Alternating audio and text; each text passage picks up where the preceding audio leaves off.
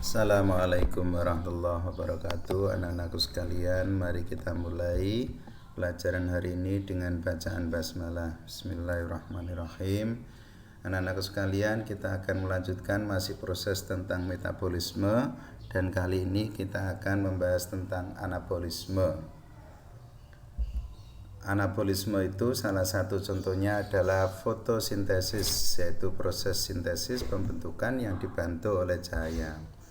Anabolisme itu sendiri adalah menyusun senyawa karbon organik dari senyawa karbon anorganik dengan bantuan energi cahaya, atau proses pembentukan senyawa yang kompleks dari senyawa yang sederhana. Yang sederhana itu dari mana? Yaitu dari CO2 plus H2O untuk menjadi C6H12O6, yaitu glukosa plus oksigen yang dikeluarkan oleh tumbuhan yang kita pakai untuk proses respirasi. Anak-anakku sekalian, fotosintesis itu terjadi di organ daun. Yang bisa melakukan proses ini salah satunya hanya tumbuhan. Salah satunya adalah tumbuhan, tetapi juga ada organisme yang lain seperti alga. Pada tumbuhan itu terjadi di organ daun. Di daun itu ada jaringan penyusunnya yang bernama jaringan parenkim palisade dan parenkim spons. Disinilah terjadi proses fotosintesis karena di dalam jaringan ini selnya itu banyak ditemukan kloroplas. Yang warna hijau kecil-kecil banyak itu kloroplas, yang kalau diperbesar itu nampak seperti ini.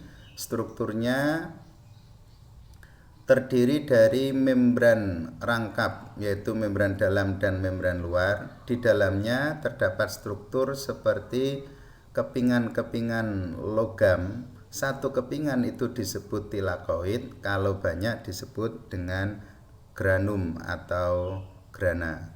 Di dalam kloroplas ini terdapat cairan yang bernama stroma. Di stroma inilah yang nanti akan terjadi proses reaksi gelap, yaitu reaksi fotosintesis yang tidak membutuhkan cahaya. Sedangkan di tilakoid, yaitu di membran tilakoidnya, dan membran tilakoid di bagian proteinnya, yaitu protein integral, disitulah nanti akan ditemukan sekumpulan klorofil. Jadi klorofil kalau ditanya itu ada di mana, yaitu di bagian protein integral pada membran tilakoid. Di situ ada ratusan klorofil. Kumpulan dari klorofil itulah yang disebut dengan fotosistem. Fotosistem itu ada dua, yaitu fotosistem 1 dan fotosistem 2. Bedanya itu adalah pada fotosistem 1 itu mampu menangkap panjang gelombang cahaya itu sampai 700 nanometer, sedangkan fotosistem 2 hanya mampu menangkap panjang gelombang cahaya 680 nanometer. Di membran tilakoid inilah yang nanti akan terjadi proses reaksi terang, yaitu proses yang membutuhkan cahaya. Kita akan bahas secara detail satu persatu. Tahapan fotosintesis itu ada dua, reaksi terang dan reaksi gelap. Reaksi terang ini terjadi membran tilakoid, membutuhkan cahaya prosesnya, dan cahaya nanti akan ditangkap klorofil. Di situ nanti akan dihasilkan ATP dan NADPH. Proses pembentukan ATP itu disebut dengan fotofosforilasi. Fotofosforilasi itu ada dua, fotofosforilasi siklik dan fotofosforilasi non-siklik.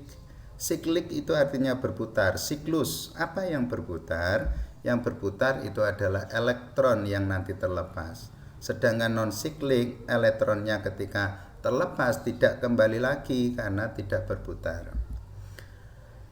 Fotofosforilasi siklik itu hanya melibatkan fotosistem 1 saja, sedangkan non-siklik 2, yaitu fotosistem 1 serta fotosistem 2.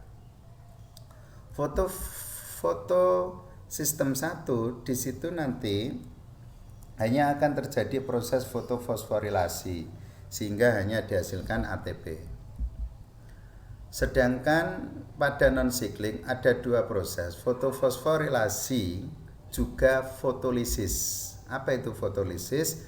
Yaitu pemecahan air. Ketika air dipecah nanti akan dihasilkan NADPH sama oksigen. Sedangkan fotofosforilasi dihasilkan ATP. Fotofosforilasi siklik. Perhatikan gambar berikut ini. Nah, yang bulat-bulat itu namanya klorofil. Ketika ada cahaya berwarna kuning, cahaya foton itu akan menjadikan elektron yang ada di klorofil itu akan terlepas, tereksitasi. Terlepas dari klorofil 1 ditangkap klorofil berikutnya, akhirnya ditangkap oleh akseptor primer. Kemudian elektron ini akan ditangkap oleh ferredoksin atau Fd. Kemudian elektron akan ditangkap oleh Pg atau pastoquinon, kemudian ditangkap oleh sitokrom, kemudian ditangkap oleh pastosianin.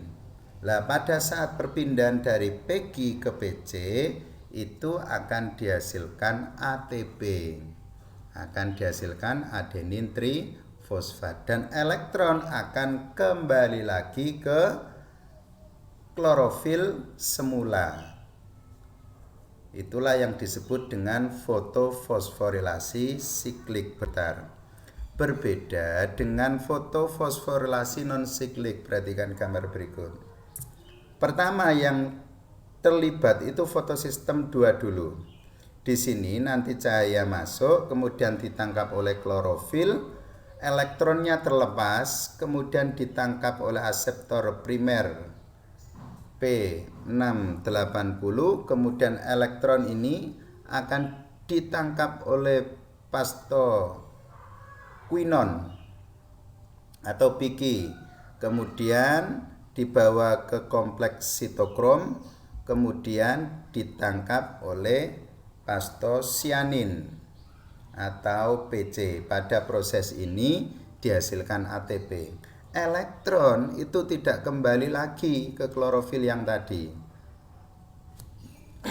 Maka caranya elektron yang terlepas tadi, masih fokus di fotosistem 2, itu harus diganti. Cara menggantikan yaitu dengan cara fotolisis, yaitu air tadi dipecah oleh bantuan cahaya. Proses pemecahan ini nanti akan dihasilkan H+ sama oksigen serta elektron. H+ ini nanti di fotosistem 1 akan direduksi, akan ditangkap oleh NADP+ menjadi NADPH2. Sekarang kita lanjut ke fotosistem 1. Elektron tadi terlepas dari fotosistem 2 nanti akan ke fotosistem 1. Serta di fotosistem 1 nanti itu ada cahaya yang ditangkap oleh klorofil yang ada di fotosistem 1, akhirnya elektronnya terlepas, tereksitasi. Sama kayak tadi, berpindah-berpindah, terus ditangkap oleh aseptor primer, dibawa ke Fd. Di Fd ini nanti elektron tidak kembali ke situ, ke klorofil, tetapi dipakai untuk mereduksi NADP+ menjadi NADPH2. H2-nya dari mana? H2-nya itu dari proses pemecahan air. Oke, sekarang kita lanjut ke reaksi gelap. Reaksi gelap ini terjadi di cairan pada kloroplas, yaitu stroma. Pada proses ini itu membutuhkan ATP, membutuhkan NADPH, serta membutuhkan karbon dioksida. Maaf tulisannya keliru. Karbon dioksida. Yang kemudian akan dibentuk menjadi gula. Nama lain reaksi gelap itu adalah siklus Kelvin, karena yang menemukan adalah Kelvin. Nanti akan membentuk siklus, membentuk perputaran. Pada siklus Kelvin itu ada 3 proses, itu warnanya berbeda-beda. Yang paling terang itu disebut dengan proses fiksasi. Apa itu fiksasi? Fiksasi itu adalah pengikatan CO2. Perhatikan di situ, paling atas itu ada CO2 dengan 3 molekul. CO2 nanti akan ditangkap oleh RuBP atau ribulosa bifosfat dengan bantuan enzim Rubisco, nanti akan menjadi fosfogliserat. Fosfogliserat itu memiliki atom C3 sehingga nanti akan menjadi 6 molekul. Awalnya kan 3 plus 3. Itu nanti digabung menjadi 6, tapi ini dijadikan 2 sehingga nanti akan dihasilkan 6 molekul fosfogliserat.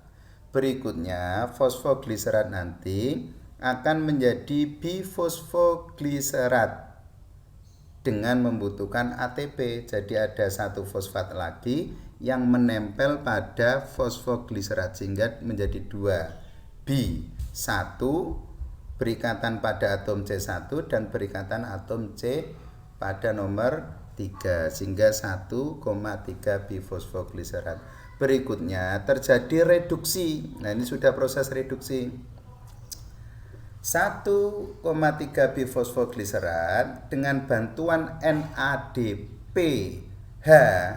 itu akan diubah menjadi glyceraldehida 3 fosfat atau G3P, glyceraldehida 3 fosfat. Ada berapa molekulnya? Ada 6. 6 molekul ini, 1 itu dipakai untuk menyusun gula. Dan yang 5 itu akan diubah kembali menjadi RuBP. Lah, proses perubahan G3P atau glyceraldehida 3 fosfat itu disebut dengan regenerasi, pembentukan kembali RuBP. Jadi siklus Kelvin ini ada 3 proses: fiksasi, reduksi, sama regenerasi.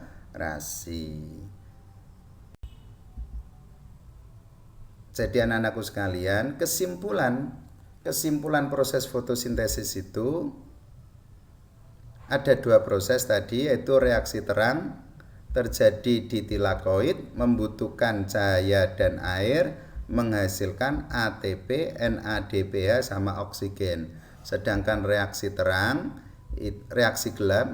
itu terjadi di stroma, membutuhkan CO2, ATP dan NADPH dan menghasilkan glukosa atau C6H12O6. Saya kira demikian. Terima kasih, dan kita tutup dengan bacaan hamdalah alhamdulillah rabbil alamin.